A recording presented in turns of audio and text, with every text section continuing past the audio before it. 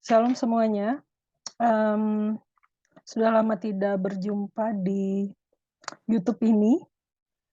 Eee, ya saya terpikir bahwa saya ingin berbagi sesuatu, apa yang saya baca dari buku Kingdom Calling, Amy Sherman, tentang penata layanan vokasi untuk kebaikan bersama.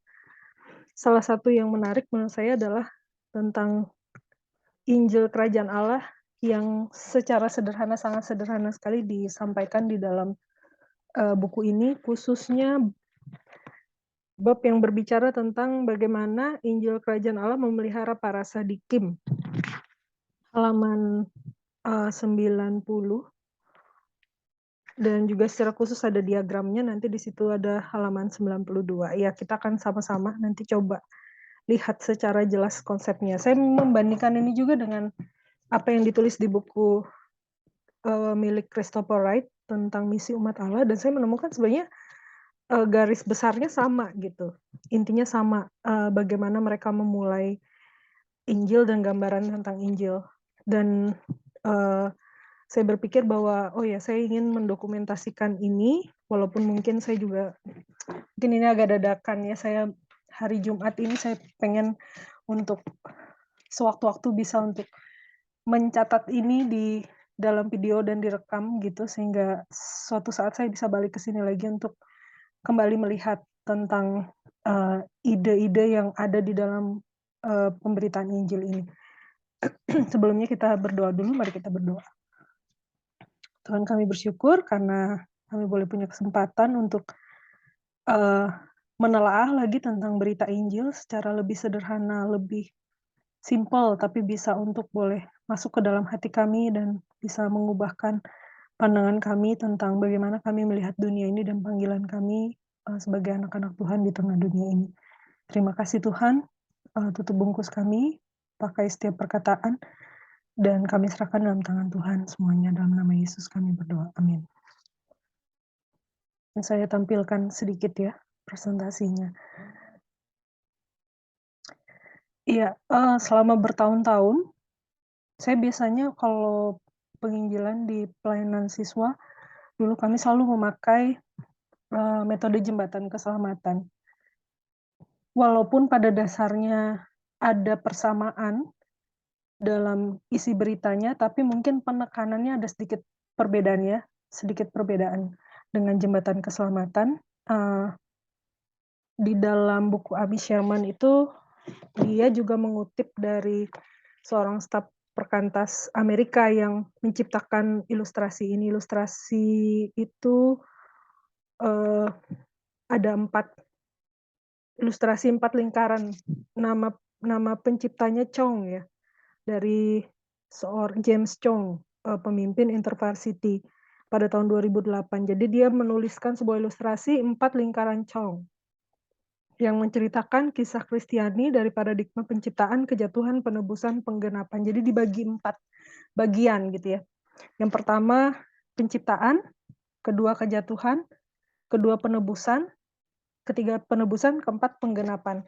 Nah, kalau kita bandingkan dengan bukunya Christopher Wright juga membagi dalam 4, penciptaan, kejatuhan, penebusan, dan yang terakhir, ciptaan baru ya, new creation gitu. Jadi kita lihat ini perbedaannya ada di, keempat istilah yang digunakan.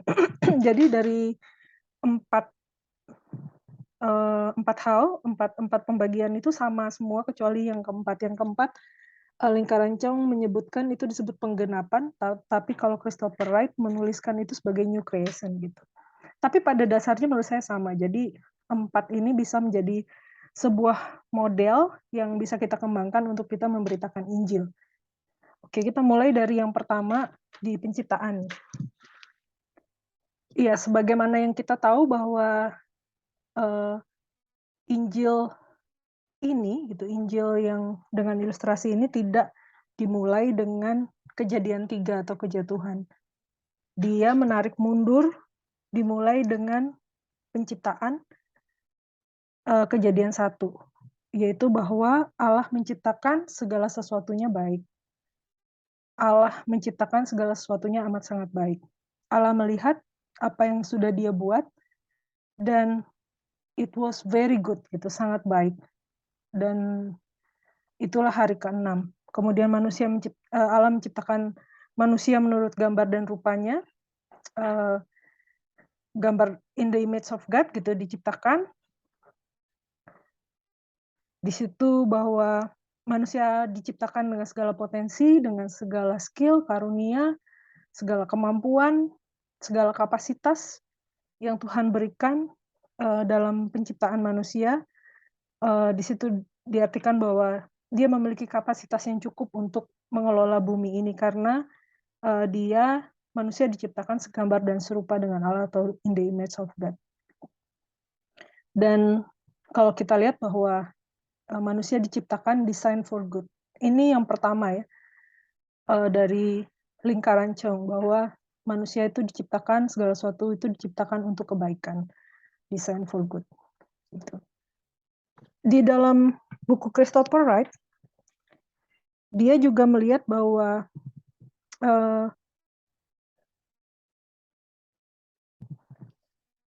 jadi dia kenapa tidak mulai dari Kejadian 3? Karena Kejadian 1 itu menggambarkan bahwa ini tidak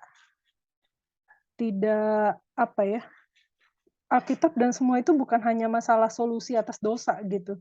Bukan itu ceritanya gitu. Bukan itu the only atau the main message-nya gitu. Tetapi itu harus dimulai dari creation, dari penciptaan, dan diakhiri dengan new creation gitu. Jadi itu sebenarnya adalah gambaran besar yang diharapkan untuk kita bisa pahami. Next ya kita lihat. Kemudian yang kedua itu adalah kejatuhan ya, atau dirusak oleh dosa, damaged by evil. Dan ini mencakup 4 hal kalau di dalam lingkaran Cheung, di situ relasi dengan alam, kemudian relasi dengan sesama manusia, relasi dengan diri sendiri, dan relasi dengan Allah. Jadi 4 hal ini manusia mengalami kerusakan akibat daripada dosa.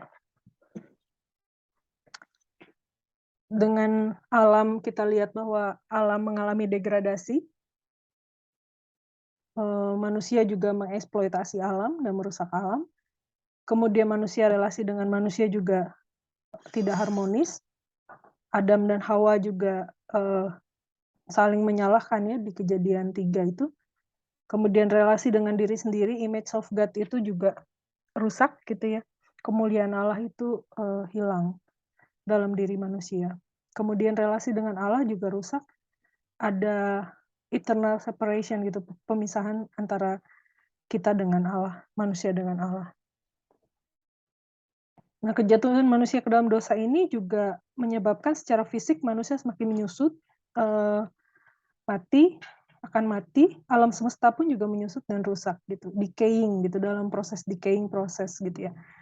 Kemudian secara intelektual, kecenderungan manusia menggunakan rasional atau intelektualnya untuk berbuat jahat. Ya, kalau kita lihat realita yang terjadi pada saat sekarang, ya memang itu yang terjadi pada dunia ini dengan manusia, manusia dengan dirinya sendiri, manusia dengan Allah gitu ya. Kecenderungan manusia berbuat jahat.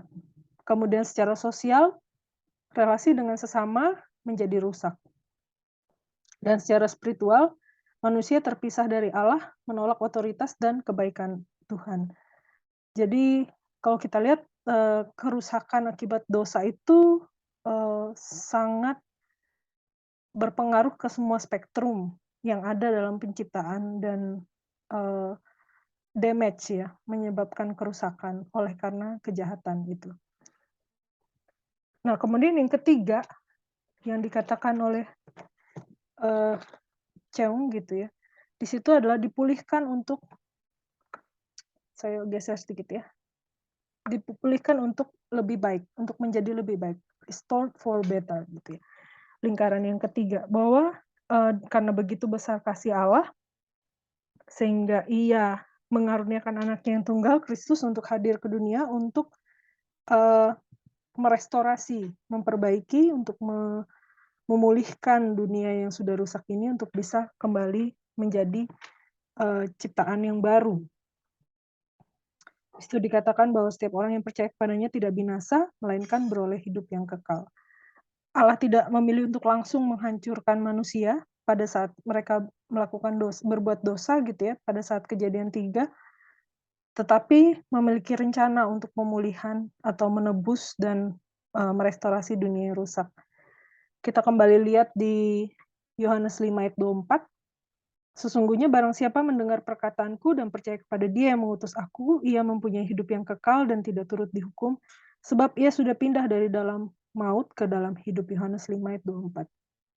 Jadi di situ Allah rindu untuk manusia memiliki hidup yang kekal dan tidak turut dihukum. Karena itu, barang siapa yang mendengar perkataan Kristus dan percaya kepada dia, mereka akan pindah dari dalam maut ke dalam hidup, yaitu janji yang Tuhan berikan untuk menebus atau memperbaiki dunia yang sudah rusak tadi. Kita lihat sebenarnya itu sudah terjadi di sejak perjanjian lama ya, kalau kita lihat di Kejadian 12 ya, ayat 1 sampai 3. Dalam rencana Allah sudah menunjukkan kepada Abraham. Ya, kita baca Kejadian 12 ayat 1 sampai 3.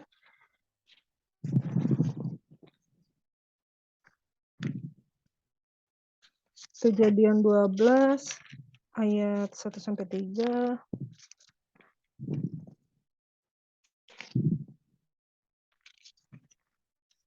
Berfirmanlah Tuhan kepada Abram, pergilah dari negerimu dan dari sanak saudaramu dan dari rumah bapamu ini ke negeri yang akan kutunjukkan kepadamu.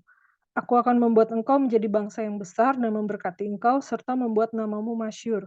Dan engkau akan menjadi berkat. Aku akan memberkati orang-orang yang memberkati engkau dan mengutuk orang-orang yang mengutuk engkau.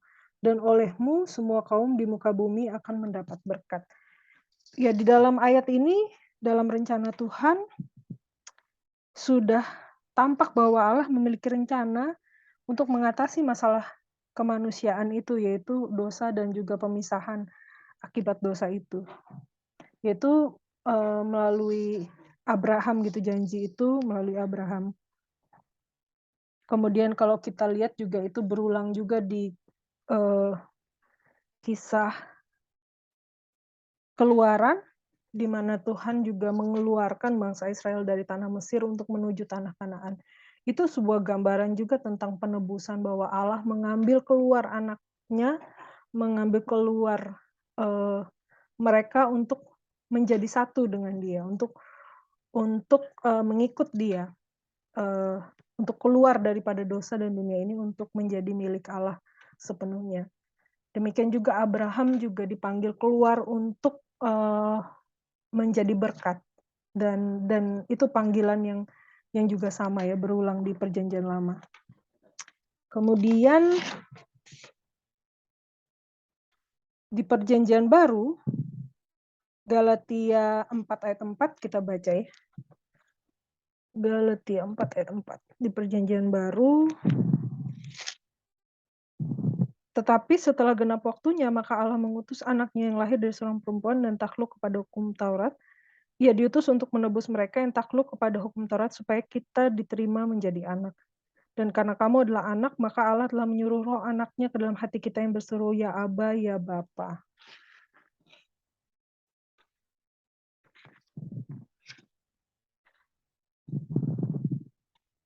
Iya, kalau kita lihat bahwa seperti tadi ya, Allah mengaruniakan anaknya yang tunggal, supaya setiap orang yang percaya kepadanya tidak binasa. Lewat anaknya lah penebusan itu dimungkinkan untuk final, dan itu menjadi yang ultimate gitu di antara semua rencana dan rencana agung Allah untuk dunia ini.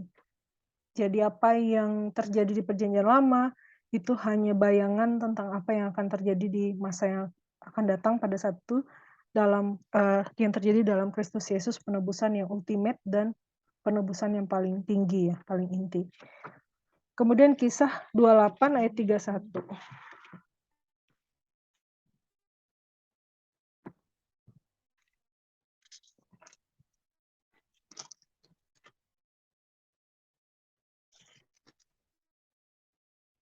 Dan terus terang dan tanpa rintangan apa-apa ia memberitakan kerajaan Allah dan mengajar tentang Tuhan Yesus Kristus. Jadi, Paulus sendiri waktu itu memberitakan tentang Injil kerajaan Allah, tentang kerajaan Allah dan mengajar tentang Tuhan Yesus Kristus. Jadi itu yang dilakukan oleh Paulus selama dia, di penjara di Roma. Kita lihat sebenarnya itu juga menjadi bagian yang terus Paulus kerjakan dan itu yang menjadi panggilan dia, yang jadi, gaya hidup dia, bahkan ketika dia ada dalam penjara ya, untuk memberitakan Injil. Kemudian kita baca lagi di Yesaya 53 ayat 5, "Tetapi dia tertikam oleh karena pemberontakan kita dan diremukkan oleh karena kejahatan kita. Ganjaran yang mendatangkan keselamatan bagi kita ditimpakan kepadanya, dan oleh bilur-bilurnya kita menjadi sembuh." Yesaya 53 ayat 5. Ya saya sangat sangat apa ya, sangat, tersentuh sekali jika saya mengingat ayat ini, ketika ada kata-kata oleh bilur-bilurnya kita menjadi sembuh. Artinya bahwa pemulihan atau bilur-bilur kita dalam perjalanan hidup karena dosa itu bisa untuk dipulihkan. Ini juga janji yang saya juga, sadari bahwa ya ada banyak bilur-bilur yang terjadi ya ketika kita hidup di dunia ini, di keluarga kita, di relasi kita dengan saudara kita, relasi kita dengan teman, bahkan rekan pekerjaan, rekan pelayanan, ada banyak hal yang mungkin bisa terjadi relasi yang sudah rusak. Tapi kalau kita lihat, janji Tuhan bahwa itu bisa dipulihkan gitu melalui bilur-bilur kasih karunia-Nya sehingga kita bisa sembuh. Bahkan beberapa waktu yang lalu ketika ada sebuah KKR, saya menyaksikan sendiri bagaimana anak-anak muda itu maju ke depan ketika ada tantangan mengenai, eee, pemulihan atas luka batin ya, luka hati mereka dan kepahitan hidup mereka. Dan itu banyak sekali yang menangis ketika mengingat relasi dengan orang tua yang tidak harmonis, ada yang dilecehkan oleh keluarganya, ada yang mengalami tindakan yang tidak baik oleh orang-orang lain.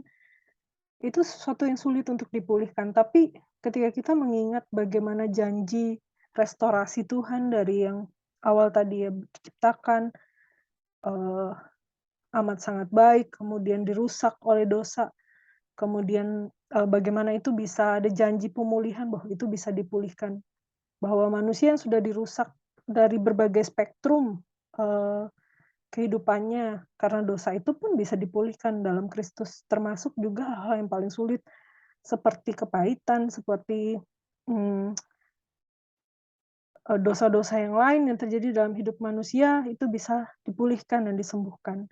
Oleh bilur-bilurnya kita menjadi sembuh ya, kita datang kepadanya untuk minta pengampunan dan Dia akan memberikan kasih karunia itu kepada kita. Kemudian yang keempat adalah diutus untuk saling menyembuhkan, send together to heal. Jadi to heal-nya juga ke dalam 4 dimensi tadi ya gitu. Dimensi yang pertama terhadap alam, akhirnya manusia bisa melihat tugas dan tanggung jawab dia untuk mengelola alam dengan baik, dan kemudian manusia bertanggung jawab untuk kembali untuk, menjaga alam semesta ini, untuk mengupayakannya dan menjaganya. Kemudian untuk diri sendiri, manusia juga pulih relasinya dengan diri sendiri, citra gambar diri yang rusak itu boleh dipulihkan ketika dia bertemu dengan Kristus dan, mengalami pemulihan itu. Walaupun ini progresif ya, artinya bahwa kita masih bergumul dengan banyak hal, kita masih bergumul tentang dosa kesalahan kita, kita masih bergumul tentang relasi kita dengan orang lain. Progresif sampai akhirnya ultimate-nya nanti adalah ketika ciptaan baru, ketika kita sudah selesai tugas kita dan kita menunggu kedatangan Kristus yang kedua kali. Di situ pada akhirnya kalau kita temukan bahwa, mmm, kita mengalami pemulihan yang total untuk new creation itu betul-betul kita kita alami ya. Nah, kalau kita lihat di Wahyu 21 ayat 3 sampai 5, itu dikatakan, "Lalu aku mendengar suara yang nyaring dari tahta itu berkata, 'Lihatlah, kemah Allah ada di tengah-tengah manusia dan Ia akan diam bersama-sama dengan mereka. Mereka akan menjadi umat-Nya dan Ia akan menjadi Allah mereka, dan Ia akan menghapus segala air mata dari mata mereka, dan maut tidak akan ada lagi, tidak akan ada lagi perkabungan atau ratap tangis atau duka cita, sebab segala sesuatu yang lama itu telah berlalu. Ya, kalau kita lihat di sini, bagaimana rencana agung Allah pada akhirnya nanti adalah untuk pemulihan secara total, secara penuh kehidupan manusia untuk bisa bersama-sama dengan Allah kembali dalam Yerusalem yang baru. Di mana di situ dikatakan kemah Allah ada di tengah-tengah manusia, Ia akan diam bersama-sama dengan mereka. Mereka akan menjadi umat-Nya dan Ia akan menjadi Allah mereka. Ya, kalau kita lihat di sini bagaimana pemulihan yang terjadi adalah pemulihan alam semesta ini. Manusia punya tanggung jawab untuk ikut serta dalam pemulihan alam semesta, untuk menjaga alam ciptaan Tuhan ini untuk tetap baik dan dikelola dan juga dipelihara dengan baik. Itu tugas dan tanggung jawab manusia, anak-anak Tuhan khususnya. Jadi di situ ada tanggung jawab juga untuk creation care, ya, untuk menjaga ciptaan itu menjadi bagian daripada panggilan daripada manusia di berbagai bidang. Baik itu lewat ilmu pengetahuan, teknologi, pendidikan, dan berbagai macam hal, ya. Di situ aplikasinya gitu.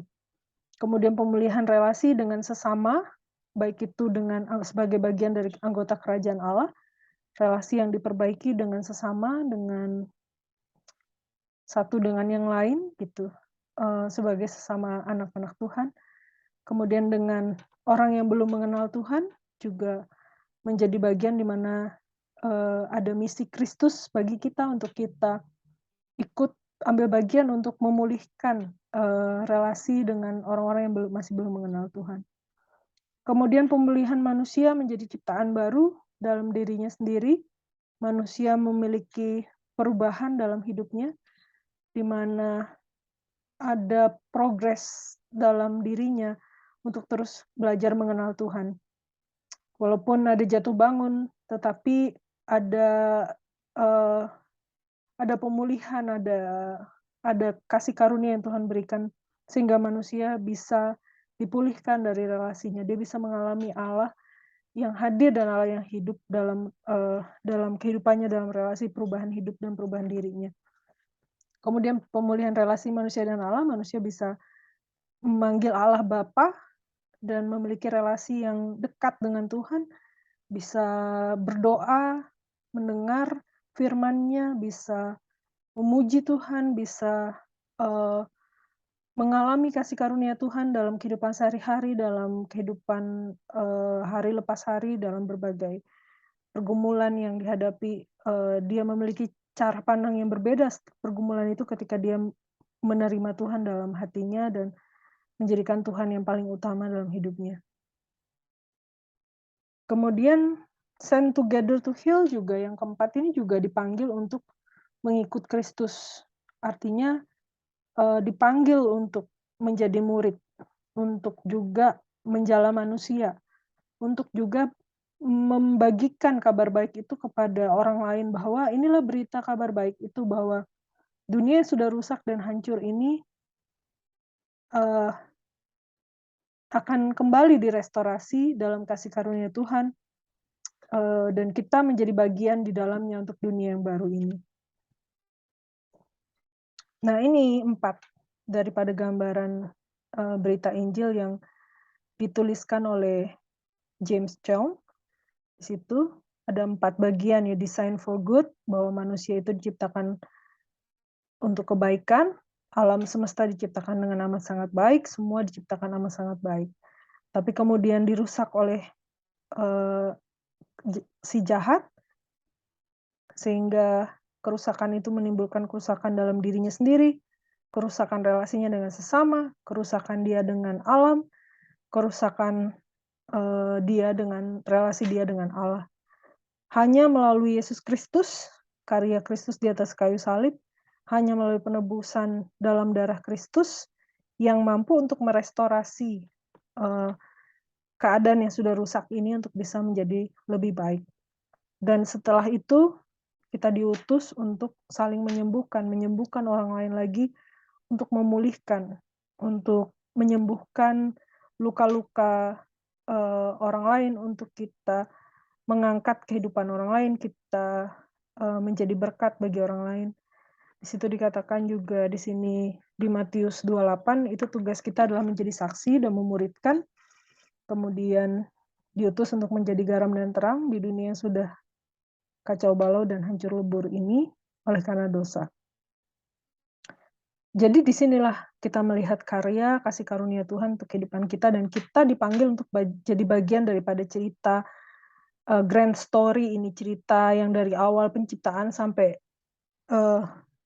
ciptaan yang baru, new creation di Wahyu 21. Jadi dari Kejadian 1 sampai Wahyu, kitab Wahyu terakhir itu adalah isi ceritanya. Nah, bagaimana gitu? Kalau apakah ini akan secara otomatis? Maka dikatakan di awal tadi bahwa hanya kepada orang yang mendengar dan percaya kepada Dia yang mengutus. Hanya orang-orang yang berespon dengan iman bahwa Yesus Kristus adalah Tuhan dan Juru Selamat, dan percaya kepada Kristus, seperti yang ada di Kisah Para Rasul ini, cerita ini, bahwa ketika kepala penjara di Filipi itu berseru kepada Tuhan, maka dan percaya kepada Yesus Kristus, maka dia dan seluruh isi rumahnya selamat.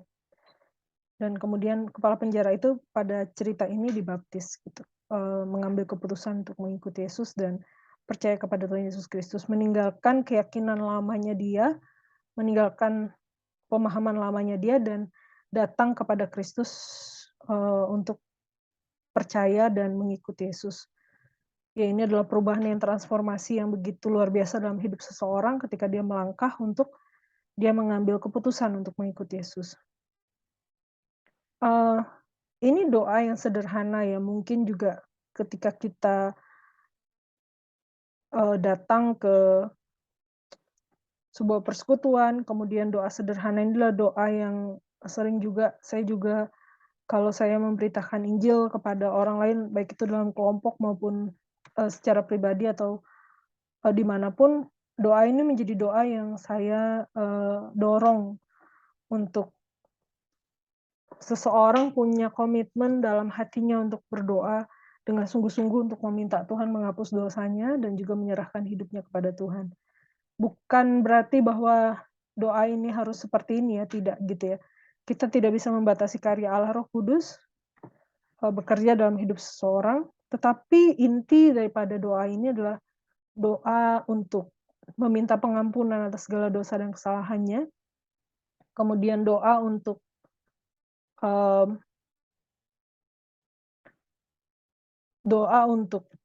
meminta Tuhan untuk menjadi raja dan juru selamat atas hidupnya, menjadi satu-satunya Tuhan dan juru selamat.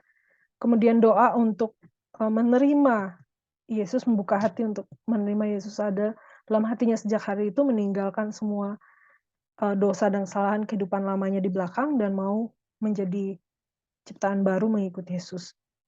Iya. Saya percaya bahwa cerita ini adalah cerita yang menurut saya lebih sederhana untuk bisa memahami gambaran besar yang lebih lengkap ya, tentang berita Injil itu seperti apa gitu. Injil Kerajaan Allah, karena ya memang inilah realitanya gitu, inilah realita yang memang yang ada, bahwa di story gitu, cerita ini mungkin cerita yang selama ini ada beberapa di antara kita ya mungkin dibiarkan begitu saja dan tidak sungguh-sungguh diikuti atau didengarkan, tapi jika Anda lihat lagi gitu tentang cerita ini, mungkin pertanyaannya adalah bagaimana kehidupan kamu menjadi bagian dari cerita ini, atau bagaimana kamu juga hidupmu juga menjadi bagian dari cerita ini. Beberapa waktu yang lalu, saya ikut dalam sebuah program yang apa ya, program itu namanya program punyanya Yayasan BTP ya. Saya masuk di 150 orang yang sudah diseleksi. Terus terang ketika saya, mengikuti acara itu, kemudian saya membuat tugas-tugasnya, kan banyak esai gitu ya, menulis gitu. Saya melihat betapa sulitnya dan betapa rusaknya dunia ini dan sampai kehilangan pengharapan untuk melihat, gimana ya untuk melihat semua yang sudah rusak seperti ini. Karena di situ, karena kita belajar dari Pak Ahok ya, Pak Ahok kan sangat luar biasa tegas, dalam hal korupsi. Ya dia membuat sistem sehingga sistem itu menjadi sistem yang sangat, apa ya, sangat meminimalisir sekali adanya korupsi gitu. Dari dulunya korup menjadi dihantam dengan sebuah sistem yang sangat kecil kemungkinan untuk korupsi karena semua ada data, semua online, cashless gitu ya dan, itu juga menimbulkan perubahan. Tapi ketika kita membahas tentang apa yang terjadi di dunia yang sudah rusak ini, tentang korupsi, tentang orang memanipulasi, orang ketidakpedulian dan, apatisme gitu ya terhadap keadaan-keadaan itu, saya juga merasa bahwa aduh Tuhan itu berat sekali ya gitu untuk membuat sesuatu tuh restored for better gitu. Eee, Cuma mungkin dari perenungan ini adalah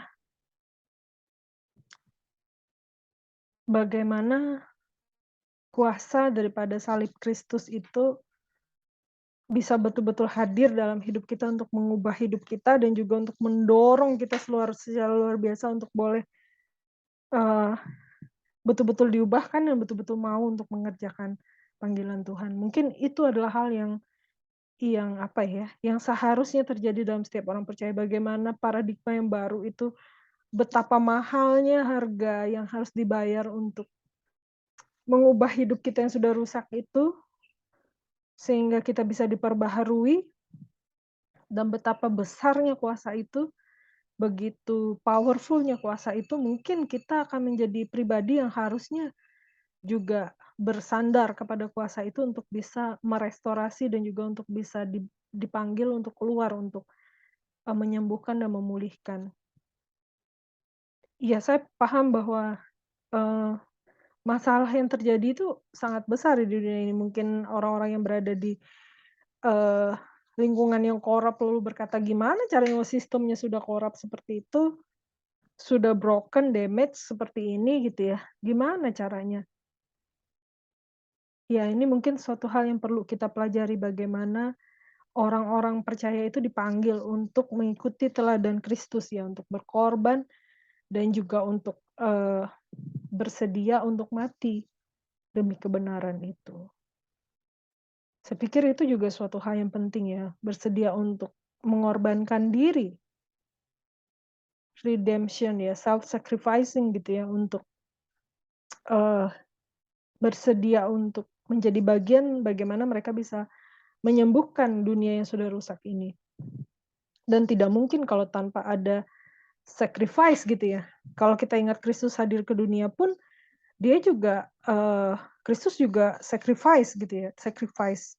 Kalau kita ingat di Filipi 2 bahwa itu adalah sacrificial, eee, act yang Tuhan berikan gitu, teladan bahwa ya cara yang harusnya dilakukan adalah salah satunya adalah sacrificing. Ya pasti kalau kita mau benar, pasti kita akan sacrifice. Kita berani untuk berkata jujur itu ada sacrifice juga. Kita berani berkata, sesuatu yang sesuai atau tepat dan tidak salah, itu juga sacrifice. Kita berani untuk tidak korupsi sementara kita butuh uang mungkin itu juga sacrifice. Kita, eee, ya mungkin ada banyak hal sacrifice yang harus dilakukan, mungkin kita juga dihantam oleh orang-orang gitu, yang sudah dirusak oleh dosa ini, kekuatan maut itu kan luar biasa ya. Berhadapan dengan kekuatan maut ini yang ada di lingkungan sekitar kita dan menghantam kita secara luar biasa juga, pastinya tidak mudah gitu untuk bisa bertahan di situ. Mmm, iya, mengacu kepada Injil ini yang ada di dalam 4 gambar ini, apakah mungkin gitu restorasi dan healing yang total itu akan terjadi? Mungkin secara ultimate belum ya, karena itu progresif ya, mungkin yang akan terjadi adalah next gitu, suatu suatu waktu di mana ketika Kristus datang kembali Yerusalem yang baru dengan sistem kerajaan Allah yang baru, dengan semua yang baru itu hadir di dunia ini, maka, segala sesuatu yang sangat sulit dan rusak akibat dosa itu bisa betul-betul secara total diperbaharui dan tidak ada cara lain. Saya setuju bahwa tidak ada cara lain selain restored by Christ gitu, dengan darah Kristus dan dengan, penebusan yang dilakukan oleh Kristus. Tidak ada cara lain untuk mengubah dunia yang begitu hancur lebur dan rusak ini, dengan segala, berbagai manusia dengan segala kejahatan dan dosanya di hadapan Tuhan. Tidak ada cara lain kecuali restored by Christ gitu. Dan kita punya tugas untuk terus memberitakan berita kabar baik ini, berita restorasi ini, berita penyembuhan ini, healing-nya ini, berita untuk, pemulihan hidup bagi banyak orang ini, dan tidak boleh berhenti untuk memberitakan ini dari hari ke hari, minggu ke minggu gitu ya, waktu ke waktu. Saya sendiri masih bergumul untuk berdoa supaya walaupun kelompok-kelompok kecil sekalipun hanya berapa, 1, 2 orang, kalau Tuhan izinkan saya pengen sekali untuk mengemas, 4 model ini dan terus menggumulkannya sehingga menemukan model bagaimana cara memberitakan Injil kepada orang lain dengan lebih baik lagi gitu. Mungkin perlu berlatih dan berlatih lagi untuk bisa memberitakan itu secara sederhana dan lebih jelas. Eee, iya, karena saya tahu bahwa tidak mudah ya untuk bisa memiliki skill untuk bisa memberitakan ini dengan baik gitu ya. Kadang tergantung dari kondisi kita, keadaan kita, tapi ya harus memaksa diri menurut saya untuk belajar, untuk terus belajar dan belajar untuk bisa memperbaikinya.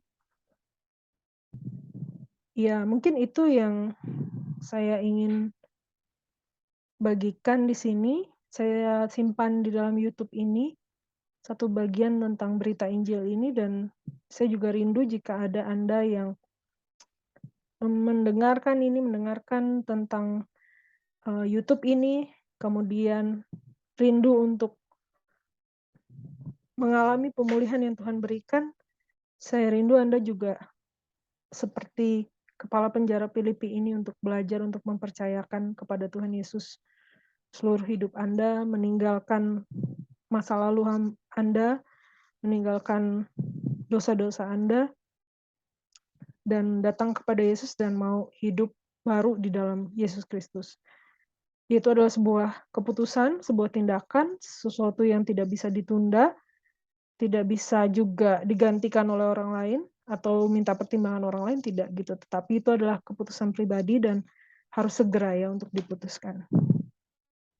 Dan saya juga mendorong Anda untuk mengambil waktu untuk berdoa secara pribadi untuk doa ini, sehingga, eee, Anda berdoa secara pribadi kepada Tuhan dan memohon Tuhan yang berbicara kepada Anda, meneguhkan hari-hari Anda ke depan bahwa Dia Allah yang hadir, Dia Allah yang ada.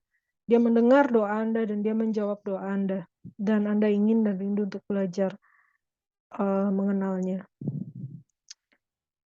Iya, ini mungkin jadi bagian yang saya rindukan, eee, saudara-saudara semua yang menonton di sini, menonton YouTube ini, boleh ikut mendapatkan berkat dari 4 hal yang ada dalam berita Injil ini, dan semoga ini menggambarkan juga kehidupan saudara-saudara sekalian, bagaimana Anda bisa dipulihkan dan juga direstorasi kehidupan Anda diperbaharui di dalam Kristus, dan kemudian Anda dipanggil untuk boleh ikut memberitakan tentang Dia kemanapun, kepada siapapun, dalam bentuk apapun. Mari kita tutup dalam doa. Tuhan, kami bersyukur karena kami boleh belajar sedikit pada saat ini tentang satu berita Injil, model pemberitaan Injil yang sederhana. Kami berdoa agar apa yang disampaikan ini boleh kami pelajari dan kami boleh lihat, bagaimana Allah yang bekerja lewat segala sesuatunya lebih daripada apa yang bisa kami pikirkan dan kami doakan. Kami berdoa agar Tuhan membarui hidup kami ketika kami lebih jauh lagi untuk boleh mengenal tentang berita Injil ini dan boleh melihat, betapa luar biasa, betapa agung, betapa indahnya karya kasih karunia Tuhan dalam Kristus Yesus. Kiranya Tuhan menyirami hati kami dengan kasih karunia, tanah yang kering di hati kami boleh mengalami kasih karunia, Allah sehingga kami mengalami, dari kehausan menjadi dipenuhkan dan dipulihkan. Biarlah hati kami yang haus boleh dipulihkan oleh Tuhan dengan air kasih karunia Tuhan. Terima kasih Bapa, kami bersyukur, mohon berkat-Mu dalam nama Allah Bapa, Putra, dan Roh Kudus kami berdoa. Amin.